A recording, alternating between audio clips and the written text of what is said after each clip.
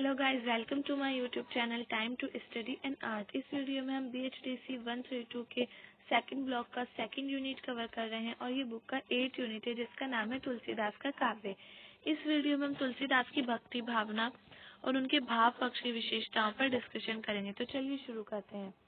ये बहुत easy language में लिखा है तो मैं इसको ज़्यादा डिटेल में नहीं समझाऊंगी, बस ऐसे ही पढ़ूंगी, रीड करूंगी। तुलसीदास भक्ति काल की राम भक्ति शाखा के कवि हैं। वे राम के शील, शक्ति और सौंदर्य पर मुग्ध थे। मतलब उन्होंने राम की शील, शक्ति और सौंदर्य से संबंधित बहुत ज्यादा उस पर मुग्ध थे, बहुत ज्यादा उन्होंने उसी से संबंधित अपने ज्यादातर पद लिखे हैं। उन्होंने स्वयं को सेवक और राम को स्वामी माना। मतलब कि तुलसीदास की दास्य भक्ति थी। तुलसीदास का कहना है, सेवक सेव्य भाव बिनु भव न तरिये उर्गारी। तुलसीदास ने सारा जीवन राम के चरणों में ही समर्पित कर दिया था। तुलसीदास की भक्ति दास्य भक्ति है, जो मैंने अभी ऊपर बताया। राम उनके सर्व स्व है, मतलब उनके लिए राम उनका सब कुछ है। तुलसीदास राम के गुलाम हैं। उनकी भक्ति अपने ईश्वर के प्रति अनन्य भाव की है। मतलब अनन्य भाव की भक्ति है उनकी।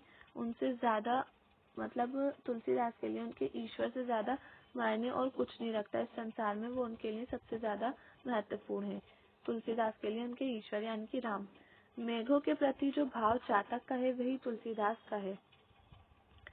अब ये जो चातक हैं ये संस्कृत के कवि हैं। तो इसमें बताया गया कि जिस प्रकार चातक का भाव है उनके ईश्वर यानी कि मेघों के प्रति, वही तुलसीदास का राम के प्रति है। तुलसीदास ने अपने लघुत्व और राम के महत्व को पहचाना था।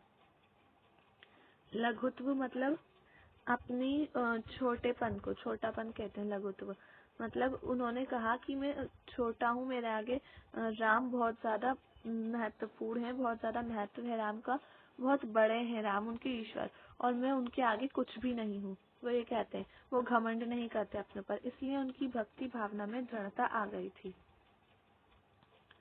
अब जब किसी भी इंसान के अंदर का जो एक प्रकार से घमंड खत्म हो जाता है तो वो ईश्वर की भक्ति करने लगता है, उसके अंदर भक्ति भावना की दृढ़ता बढ़ जाती है, हर तरह से वो ईश्वर की भक्ति करने के लिए तैयार हो जाता है। तो यही बताया गया है कि उन्होंने खुद को राम के आगे अपना घमंड त्याग दिया था, राम के आगे खुद को बहुत छोटा माना था। अपनी हीनता को स्वीकार करते हुए वे कहते हैं, राम सो बड़ो है कौन, मोसो कौन छोटो, राम सो खरो है कौन, मोसो कौन खोटो।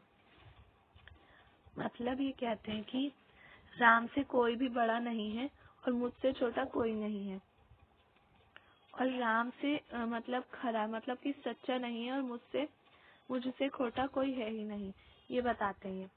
अब है भक्ति भावना की विशेषताएं। तो तुलसीदास की भक्ति भावना की पहली विशेषता है दास्य भावना। उनकी दास्य भक्ति थी, दास्य भावना से भक्ति करते थे वो राम की। तुलसीदास राम के प्रति पूर्ण समर्पित थे। राम स्वामी थे तो वे दास।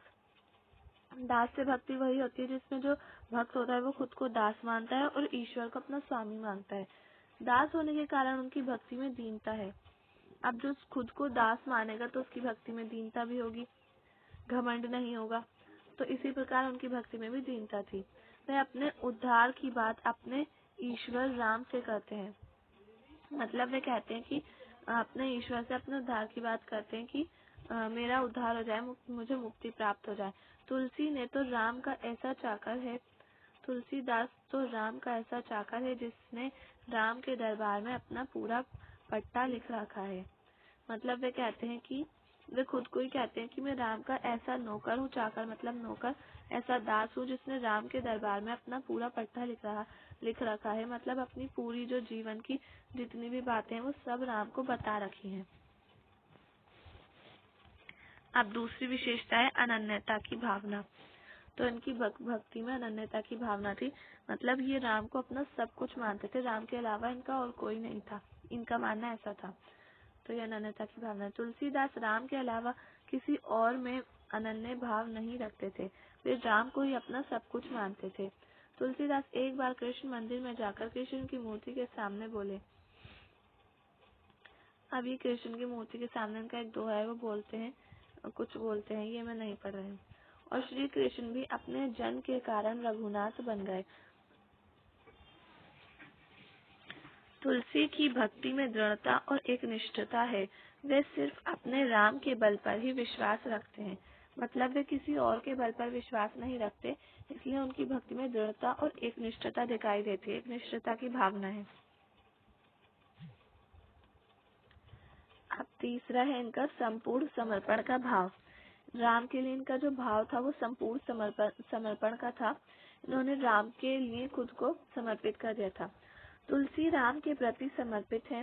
राम ने उनके अनेक पापियों का उद्धार किया है, तो वह उनका भी जरूर करेंगे। वो कहते हैं कि राम जी ने यानी कि ईश्वर ने अनेक पापियों का उद्धार किया है, तो वो मेरा भी उद्धार करेंगे। और इसीलिए वो खुद को राम के प्रति, राम के लिए पूरी तरह से समर्पित कर देते हैं। तुलसी ने स्वयं को जीव और राम को ब्रह्म कहा है, यानी कि राम को उन्होंने ईश्वर कहा है, खुद को जीव कहा है। अब चौथा है निष्काम की भावना।